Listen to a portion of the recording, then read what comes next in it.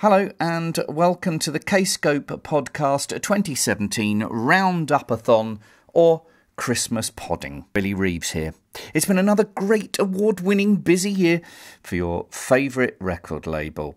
First up, as winter came to a close, I had a cup of tea with AVIV GEFFEN, who along with Stephen Wilson and legendary producer Alan Parsons made Blackfield 5. Now with two songwriters involved, I wondered how the material was chosen. There's many songs that was dropped from the album because Stephen believed it was too cheesy or too schmaltzy. After all, I'm half Russian, you know, so I got those DNA. I start with the demos, and Stephen came to my place and listened to the songs, and he said he wanted to be back, like in full force, and to be like a full partner, and to make it like the first and second album, like a duo. So it's nice to have him back. It was great to work with Parsons and Stephen together in the studio. For me, as a musician, it's like a dream to have those genius of sound like Alan and Stephen working on songs that I wrote. Our idols was Jeff Lynne, Parsons, of course, the Carpenters. So he one of those, you know, people that we just adore them. And when he said yes, I'll do some work with Blackfield, for us it's like perfect, you know. Yeah. And he's really like an old school engineer. We want to work with a desk, not to go through the computers without any compression. He said, Aviv, if you can't play this song from the start till the end, so fuck off. Yeah. Which is really nice to hear, you know, all the copy-paste world. He's against that, and it's brilliant. There's a particularly great photograph from the teaser video of Alan Parsons sitting home. He's a big, imposing figure, and you're sort of like sitting there looking really thoughtful. Alan's sitting at the desk, but Stephen's kind of leaning over. Yeah. That's what I'm thinking. No, I think Stephen wanted to steal some tricks from Alan, sound tricks, but Stephen is was like a student there. From 24 to 25. Girl I like became my wife. I tried. It was harder than I ever imagined to keep all my dreams alive.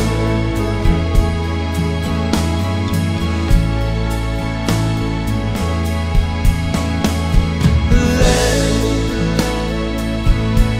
from 28 to 33,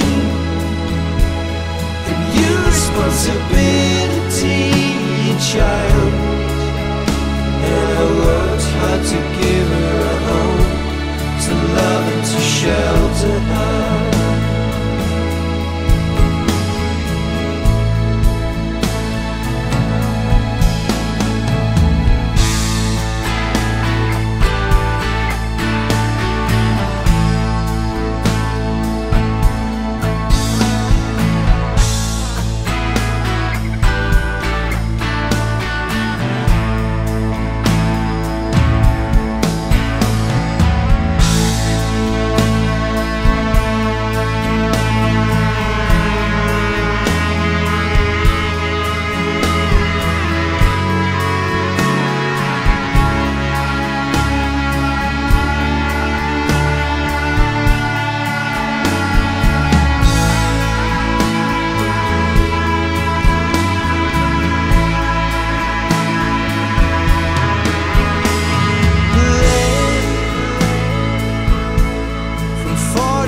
To 48, I knew I'd left it far too late for sure to climb up the mountain, 'cause time's always running away from me.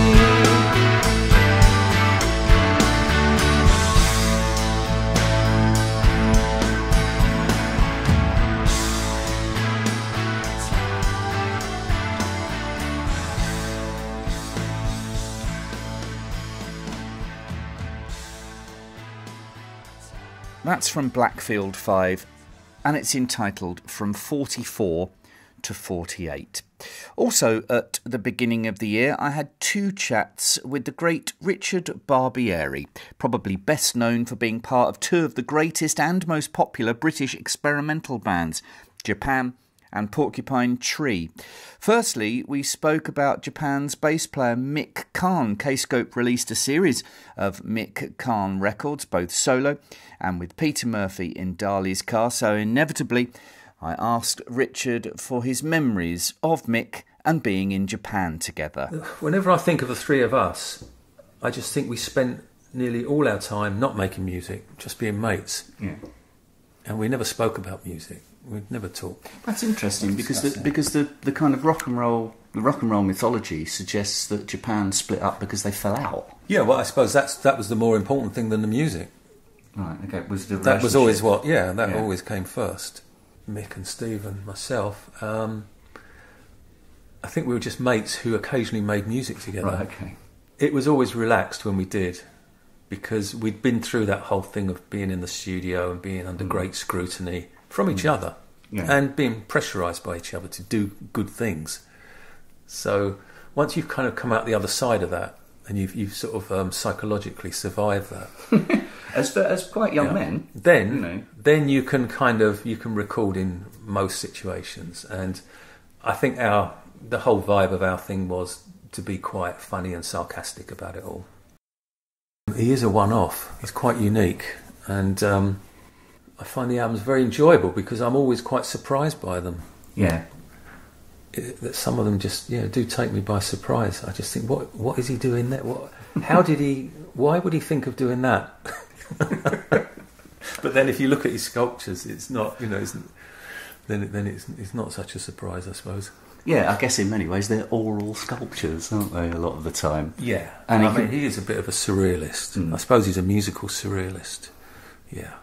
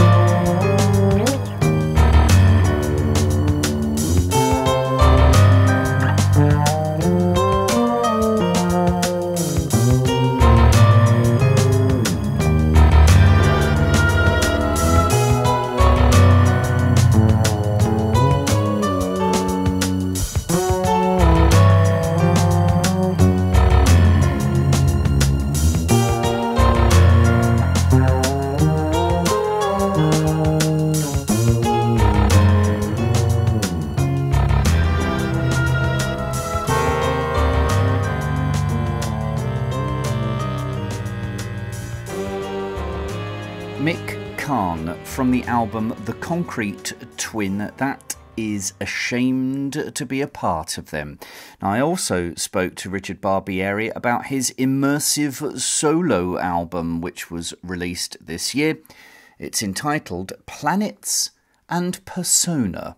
The first thing I wanted to ask you actually is about the title, because I wondered if it was a way of bringing both small themes, persona, and big themes together, or it was some sort of reference to astrology. Well, it's a bit of both, actually. You've kind of summed it up. There's this theme of duality that goes throughout the album, and of course it's an age-old concept, but the duality thing seems to happen in 3 different ways across the album. And one is, as you say, it's this very... it's the way we perceive things that to us at a distance might seem beautiful and peaceful and calm.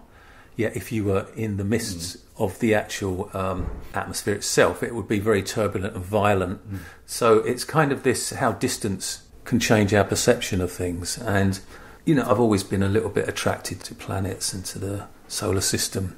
There's always something very appealing about that. There's also kind of a duality as well in terms of the human condition, an age-old sort of a concept. Is that conscious or subconscious thing? Do you find yourself creating a piece of music and then wondering where it's come from and then trying to give it life by giving it that concept, or is it the other way around? Well, no, you've actually just hit on the third form of the duality, which is kind of the way that I tend to work, and that is a kind of in an unconscious state, which is the artistic side, let's say, where you just start doing things without any particular thought, working with very abstract start points, strange sounds, samples, tying things together, looking for ways of making things work. And then the next time you approach the work, you approach it as the logical kind of producer, right, okay. As if you're looking and producing what your other self has done. And you start to think, I like that, and it's an accident, you didn't know how you did it.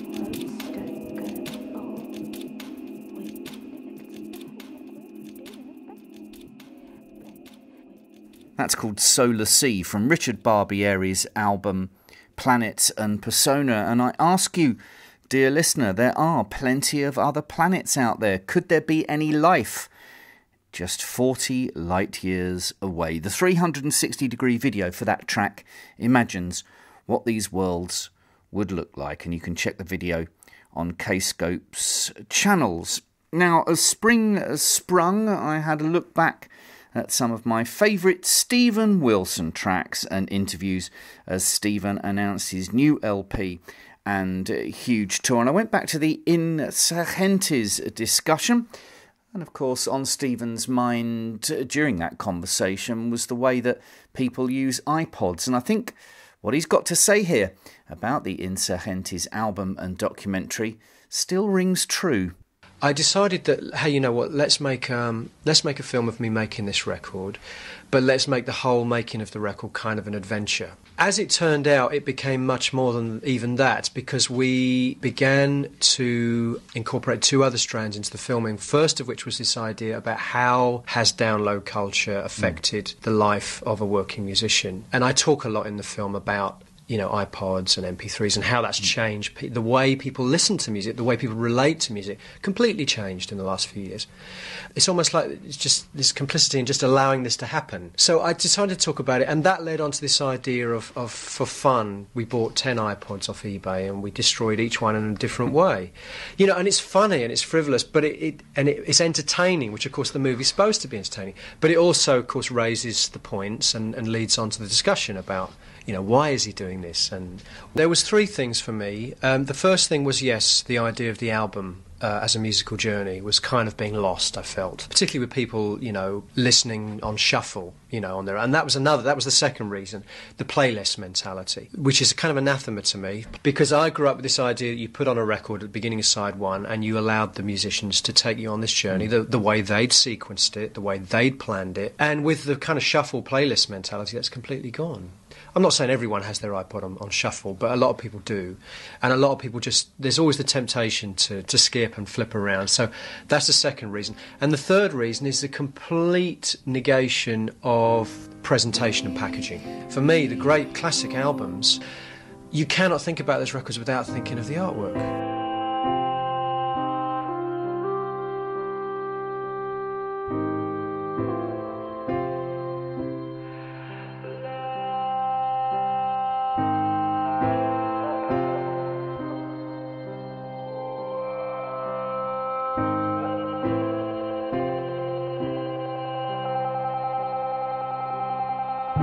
Sister, I lost you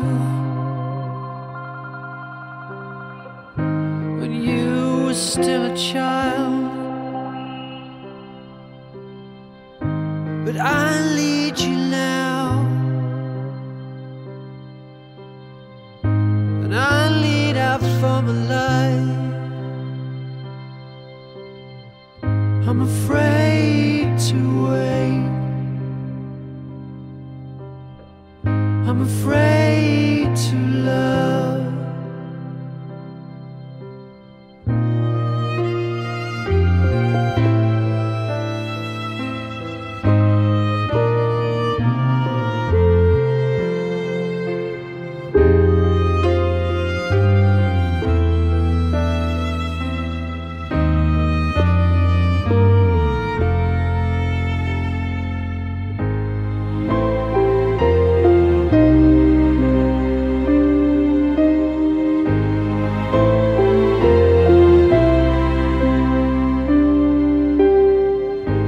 Just because I'm weak, you can steal my dreams. You can reach inside my head, you can put your son there instead. Please come to me. Please stay with me. Please.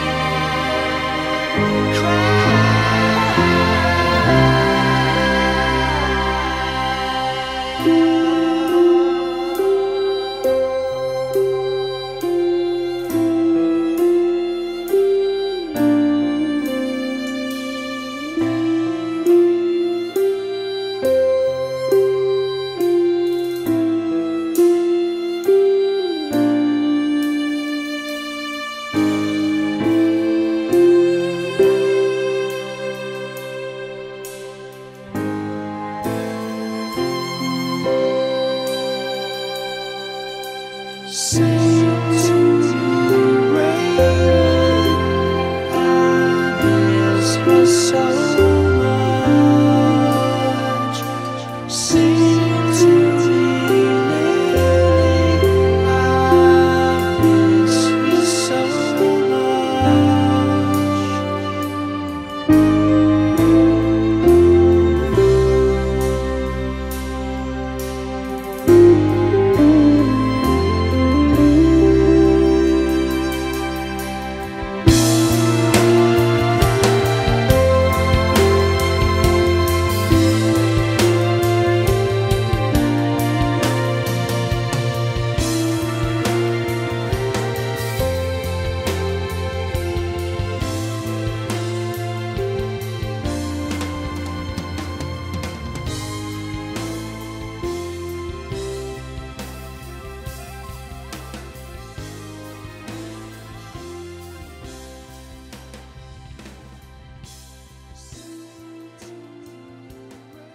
From my favourite Stephen Wilson interviews and tracks podcast, that is entitled The Raven That Refused to Sing, from the album of the same name. Credit to Kscope for an incredible animated promo.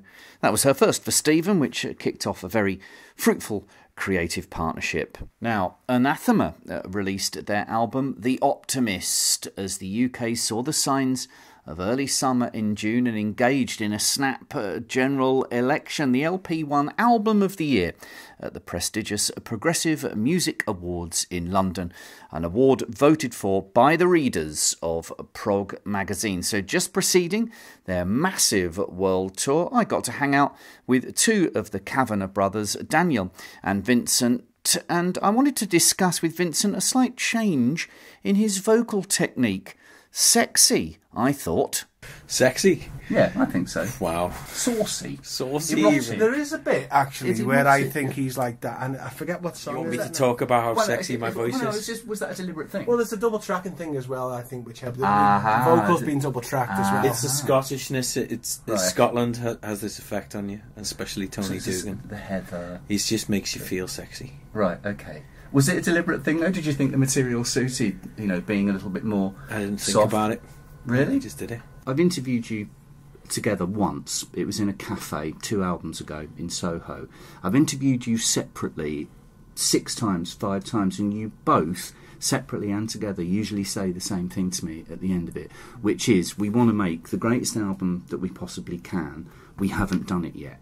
So, Vincent, have you done No. have you done it yet? Well, no, I don't think so, no. I think this is all I ever really hope for, especially once we've completed something. Is it actually finished? Is it complete? Does it feel as if there's not a lot that we would do to change it? It's now a couple of months since we finished it, and to me, there's probably a couple of things I would change, but they're nothing major, in hindsight. But it must be there's so a few easy to do that, small though. things, but then we worked on everything on this in the most fine detail until the very last minute. Right up until the master, until you eventually got to let it go. And I think at this point, to carry on work on it after the music was finished, doing the artwork with Travis, doing the live show, putting these films and visuals together that we're doing at the moment, is really something we've never done before. Okay, so it feels like in that sense, I would say it's a way more complete sort of cross-discipline, cross-platform work that we've never done before. It's much more of a visual story than something we've never done before. But that only spurs me on to do something bigger and better next time. Okay, what's your relationship I don't with know, it like honestly. now?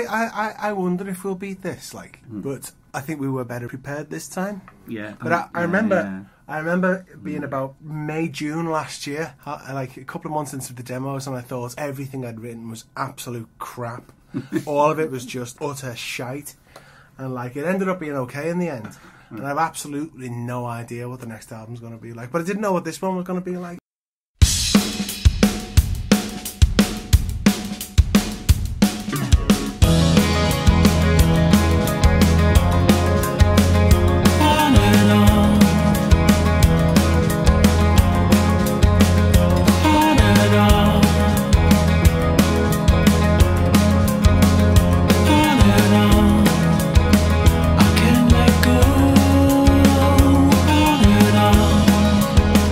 I can't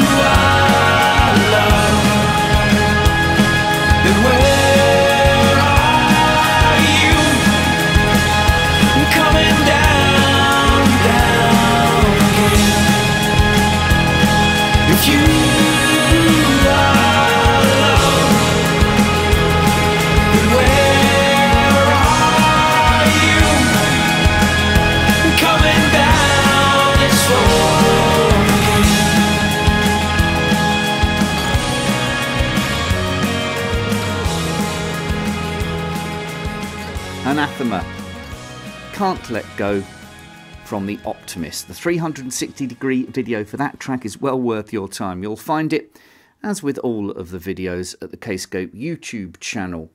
Now, after fronting one of the late 90s biggest alternative bands, Manson, we hadn't heard any new music from Paul Draper for 15 odd years. Now, there was plenty of him on the award-winning Kscope album by the Anchoress, so after much toing, froing, twiddling and vintage synth soldering, we got a solo album and a sold-out tour from the master of modern psych rock. Just before Paul got himself ready for the album's release and tour, I met up with him for lunch outside London's South Bank Centre and asked him how he was getting ready.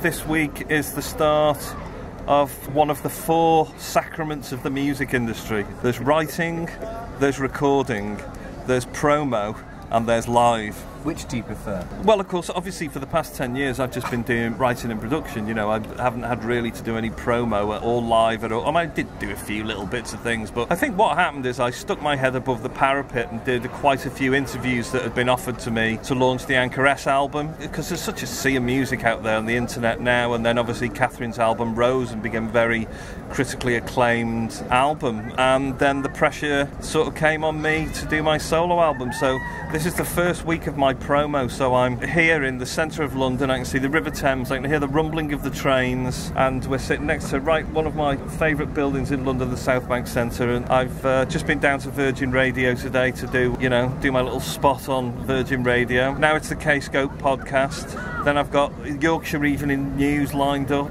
Wow. I've got top gig. A top gig, man, yeah, and I've got BBC Wales about album covers for about the Six and Portmeirion thing, and then I've got loads of other radio stuff, and you know. Are you enjoying it though? I mean, is it back in the saddle? You know what? When I first started this whole project, I thought, okay, I'll never be an artist again. What this is, I'm a producer now, and what I'm going to do is dig my old songs out from years ago and produce myself from the past. And that's been very much what it's like. But go back to the top. And the first conversation we had is that you said you weren't going to be an artist until Kscope got in touch and said, aha, there you are. Have you considered releasing a record? Well, they did, yeah. They got in touch with me, and I just out of curiosity, I said, come on down. They came down to my studio, and, you know, I didn't want to be on a major label again. The pitfalls of being on a major label, you know, they can spend 200 grand on you in a few months and drop you in 2 weeks. So I liked Kscope, I like the guys, I like the philosophy, I like the physical product they made, and the packaging is beautiful. You know, they can do it as good as any label in the world, and that's why I signed with them, really.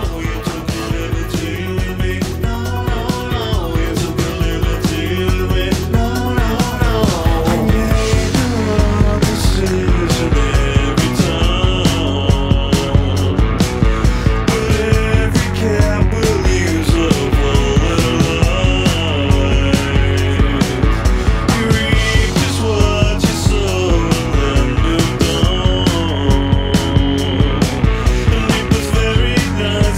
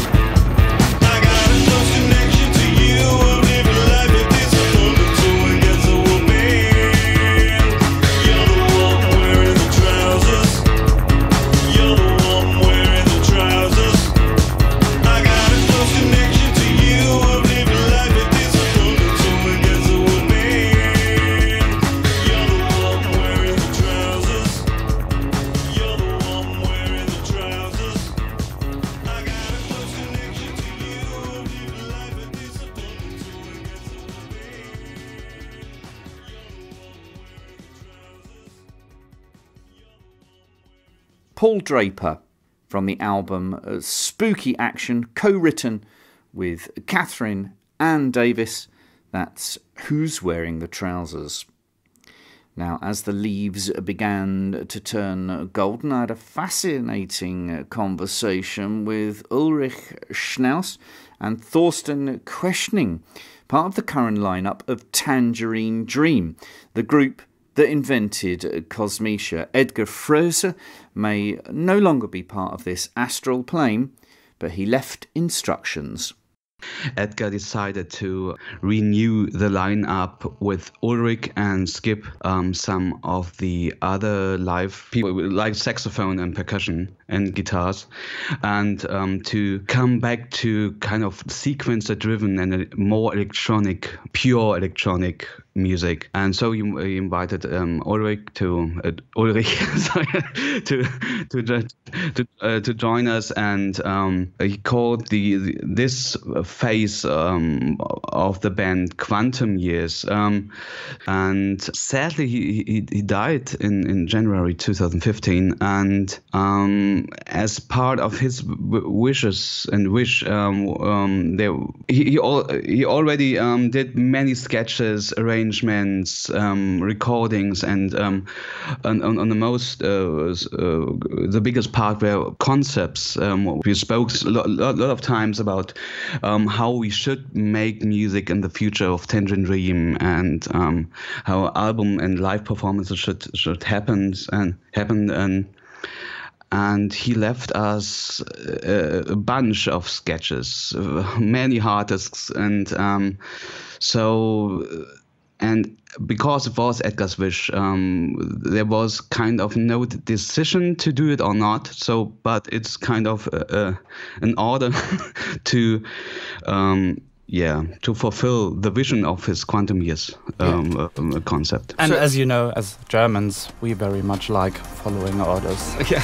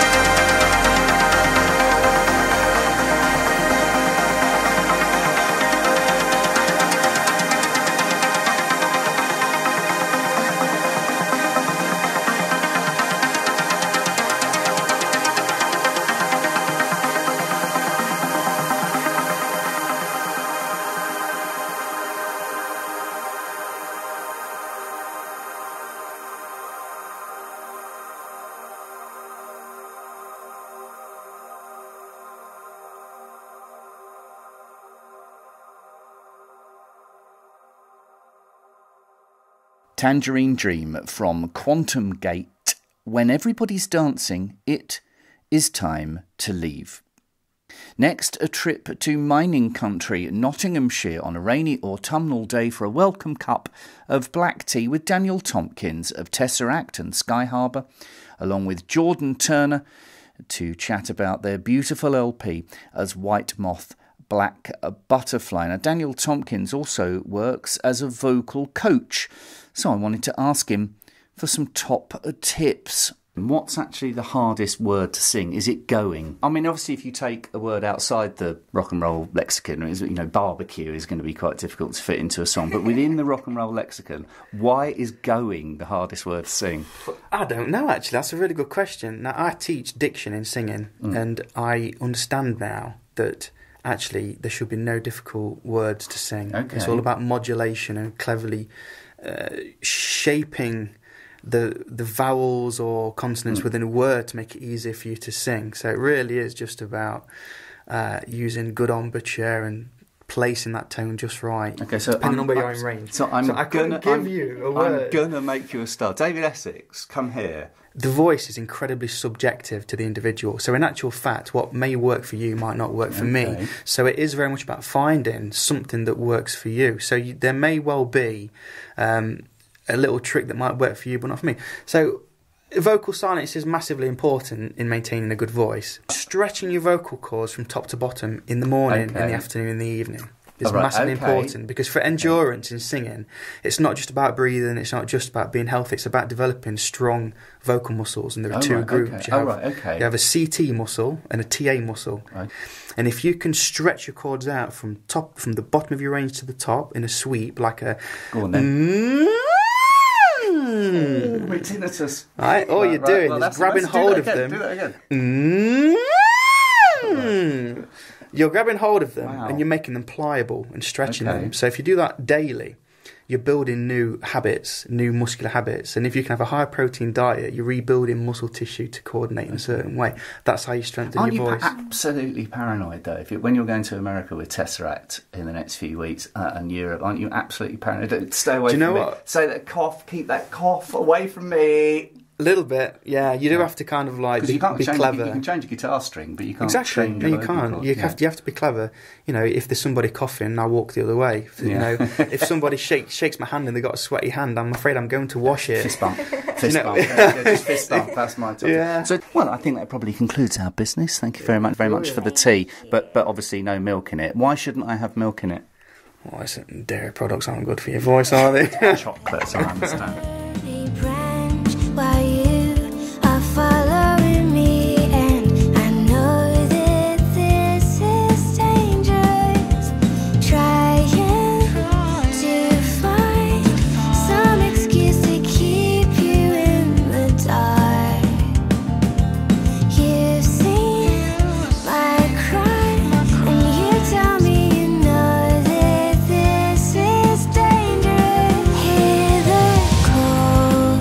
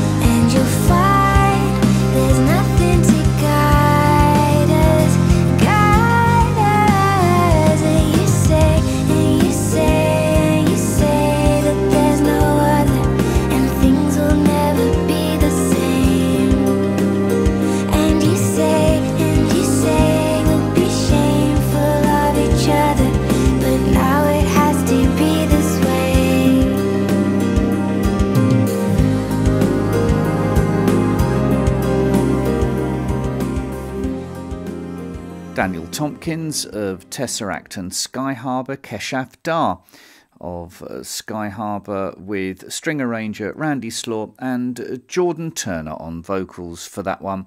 That's called The Serpent. They are called White Moth, a Black Butterfly, and the album is called Atone. Check out the video for that track as well as its complementary song Evelyn on Kscope's YouTube channel.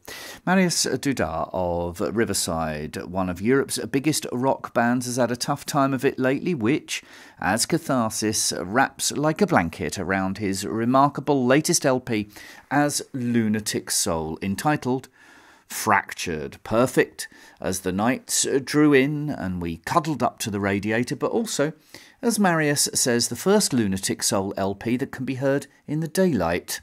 This album was inspired by everything almost that happened to me in the last year. And I wanted to, face this. I wanted to write about it, but in the way that I can stand up on my own 2 feet again. But if I have to choose the most personal fragments, I would choose Anymore, of course. Because of my father, I would choose 1,000 Shards of Heaven and Battlefield.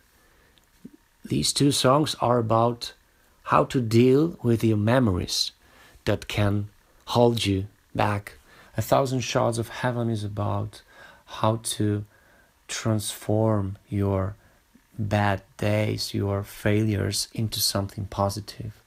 If you are an artist, for instance, you can always write a book about it. You can paint something, you can compose music, and later, create your lifetime achievement that can also help someone else.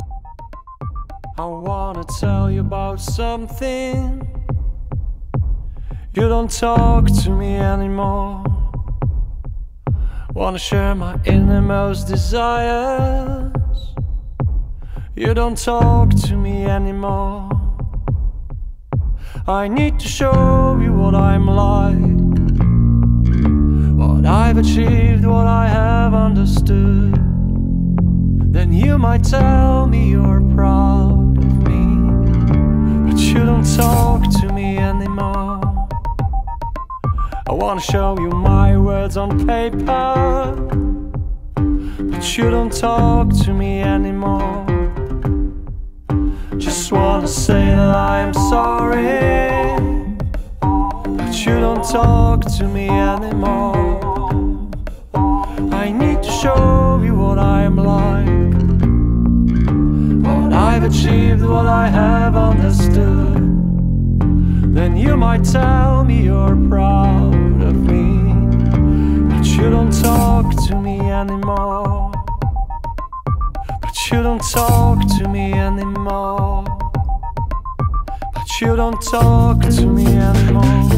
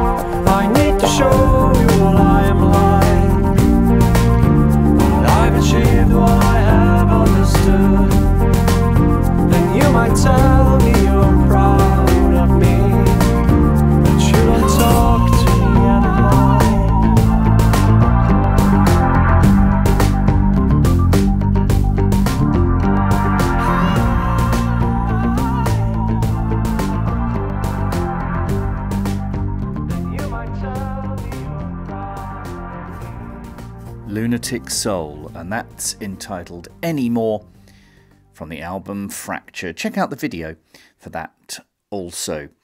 So, as we headed towards the end of the year, a knees-up night out at the triumphant Pineapple Thief and Godsticks show at the gorgeous and lovely University of London Union. A chance to sup craft ale out of cans with my fellow hipsters Darran Charles of Godsticks, who also plays lead guitar with the Pineapple Thief, and the Pineapple's main man, Bruce SOORD, to discuss their friendship and how they met. Darran, how did you get involved with him? I think I met him back in about, was it 2012 when we supported... Yeah, Someone Who Is Missing tour. Oh, was it? It was the Underworld, wasn't it? I don't know why we kept in touch, really. No. Because I don't generally keep in touch with anyone. So is that how you got involved with Kscope, through Bruce? No, I'd always pestered Kscope. Oh, right. It was ever since I released an EP, and started pestering record companies. It wasn't many who were willing to talk to you. But Tony was one. I sent Tony Harris was one of them, and getting rejected by so many different people is a little bit disheartening. But actually, Tony's rejection initially was, well, I wouldn't say heartwarming, but I didn't. He's such a genuine person, and he took the time to say why, why they couldn't sign us at the time, but stay in touch. And he's just a really genuine person, and I still to this day think that. Dynamism in groups then, because the Pineapple Thief is now a bigger group. It's got Darran playing guitar, it's got Gavin Harrison playing the drums. So out of the current lineup of the Pineapple Thief, then who's the most rock and roll? Who's the most difficult to get out of bed in the morning? I don't know. I'm asking you as the lead. It's probably me, isn't it? I'm probably the hardest one to get out of bed. Do you know what? I would say none of us are really particularly rock. Okay, well, who's the most profesh then in the Pineapple? All of us. All right, not me. Not me. Gavin's the most professional. Well, presumably he's the father of the chapel, isn't he? He's going, now, chaps, so you don't do that. Well, he's a standard bearer, really. Yeah, he sort of was. I really enjoyed when we first rehearsed with him down in his wonderful studio. Yeah.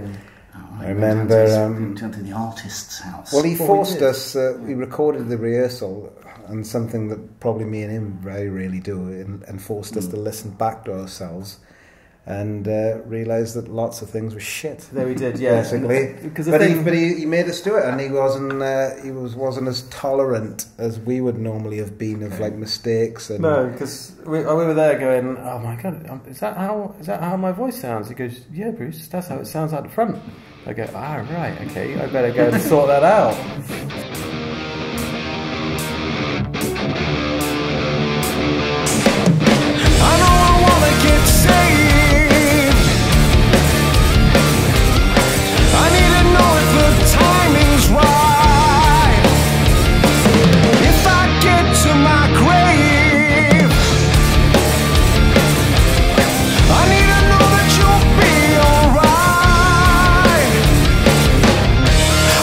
Try to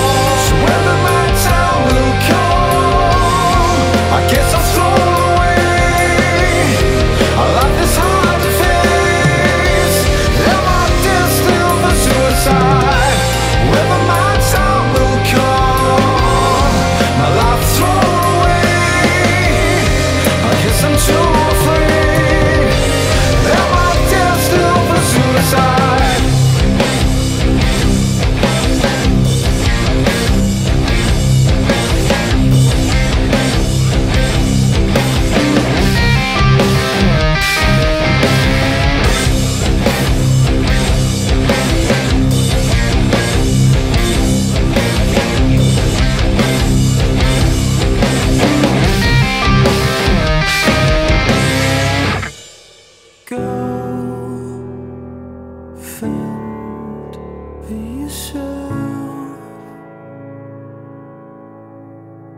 You will find me frozen in stone. Ooh, with a whisper, you would fly.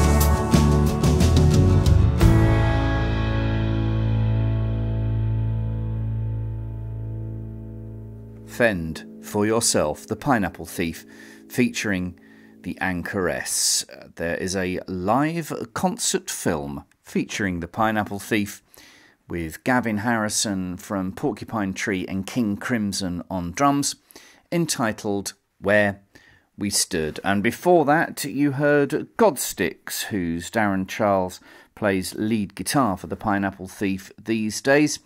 Godsticks' album is entitled Faced with Rage. That track, hard to face, and there's a video for that online right now. And to close then, our old and dear friend Daniel Cavanagh, who took time out on the Anathema tour bus to send in an audio communique about his lovely solo LP, Monochrome. To be honest, I just had songs lying around that the band were likely never going to do, and they were just sitting there, and I thought, well, why not stay busy and record a record and put it out and see what happens, you know? And so that's just what I did. It was recorded before the Optimist, so that would be about 2015, and they were just sitting around. The songs were there. Most of them are quite simple and easy to do. It was really nice putting this together. there wasn't really a stylistic thing. I don't think the band shies away from many different styles at all.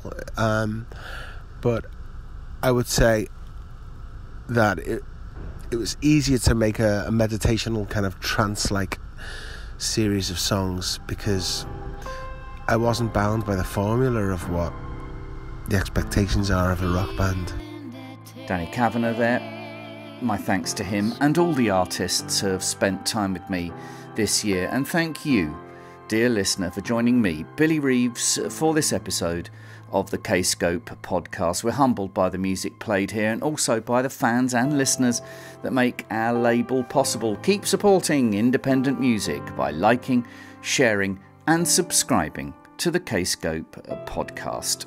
Until next year then, lots of good things happening. Look out for new material from The Anchoress, Gazpacho, No Sound, Tesseract, The Pineapple Thief, I Am the Morning, and Gleb from I Am the Morning's doing a solo album, Paul Draper live, and major reissue campaigns from the catalogues of Porcupine Tree and Manson. I'll see you on the other side. This is Daniel Cavanagh and Soho.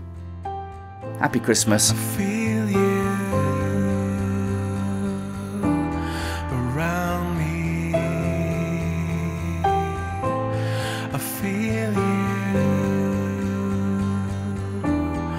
on a breeze. Sleepless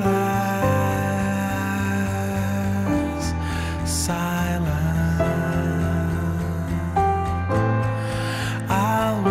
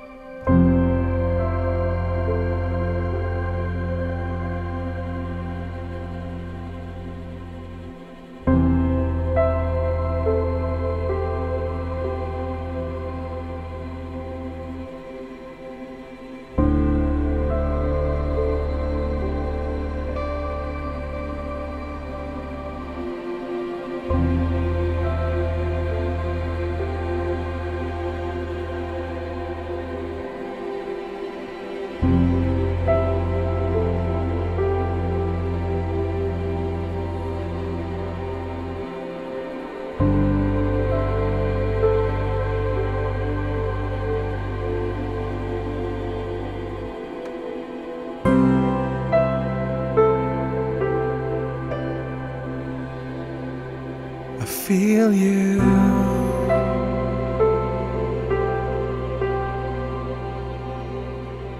around me.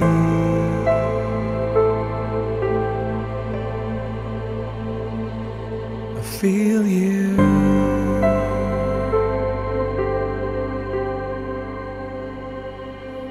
on a breeze.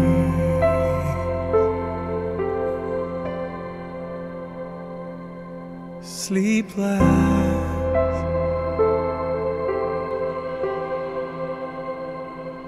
silent night,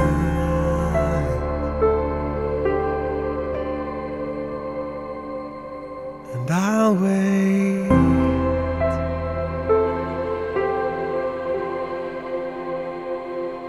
to see the light.